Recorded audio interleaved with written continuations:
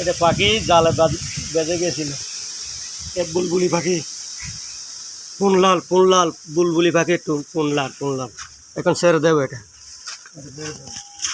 আমি এই করলা গাছ এগুলো দেখতে এসেছিলাম, দেখো একটু বুলবুলি পাখি বাজি গেছে, তো বুলবুলি পাখি ছেড়ে দিচ্ছি, দেখো, যাও যাও যাও যাও। এটা